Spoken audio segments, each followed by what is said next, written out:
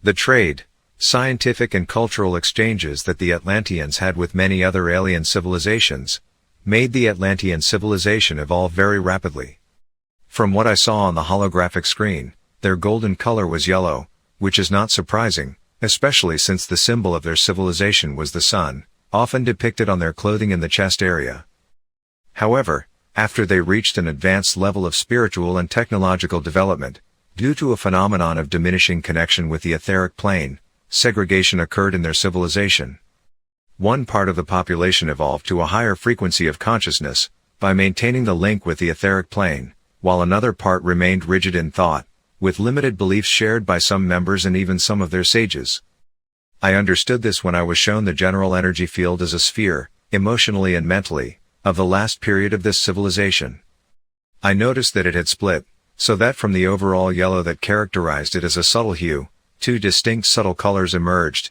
One had a light blue hue and the other was red-orange. There were two different frequencies, in which those who were more orange-red oriented belonged to a high stratum of society and scientists, and those who belonged to the subtle field of the light blue color, represented the stratum of sages and the spiritual category of Atlantean society.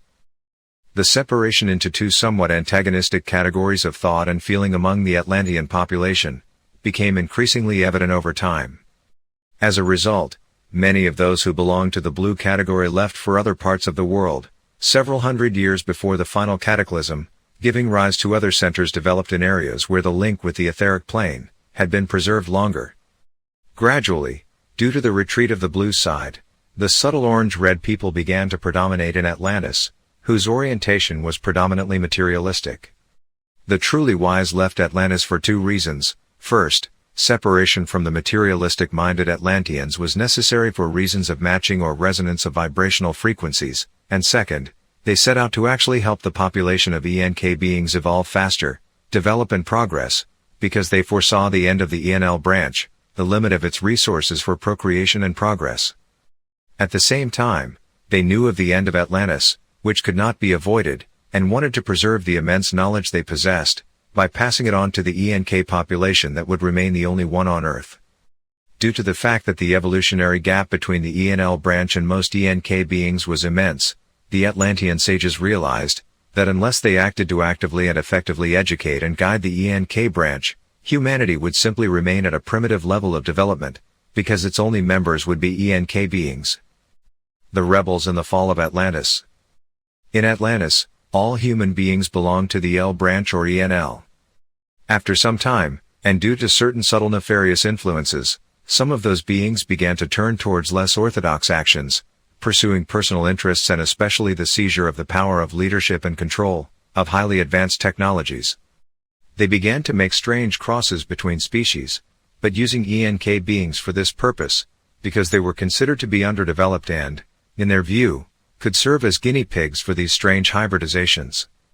The main mistake of the ENL beings who rebelled in this way during the Atlantean period was that they ignored an obvious fact: they, like the ENK beings, evolved from the same original DNA structure. Therefore, ENK beings represented their very genetic siblings. By performing those very strange genetic crosses and experiments, the rebels actually broke and altered certain beneficial resonances in their DNA, because it was directly linked to that of ENK beings, which they considered inferior. As I have been shown, those were evil, even malevolent actions that violated the laws of universal justice, both in intent and in the goals they wished to achieve. Thus, even though the ENL branch was quite evolved, there was still segregation within it, because one part of the beings evolved a great deal, because they remained connected to the ENL elite group, and another part devolved because they persisted in those experiments and in fulfilling selfish plans, going very much down to the individual level. Due to the fact that the rebels were beings who already possessed great powers and advanced knowledge, their negative actions and intentions had very strong reverberations throughout the world. Cumulatively, it came as a terrible shock to human civilization, as the frequency of energies dropped sharply. The uninspired game of the deviant ENL beings, with the K branch or ENK beings, coupled with selfish intentions to grab power for personal gain, unbalanced the balance of energies on the continent and ultimately caused its complete destruction. Thus, instead of evolving, part of the L created that very acute problem on the planet, which meant a real undermining of one's own energy level.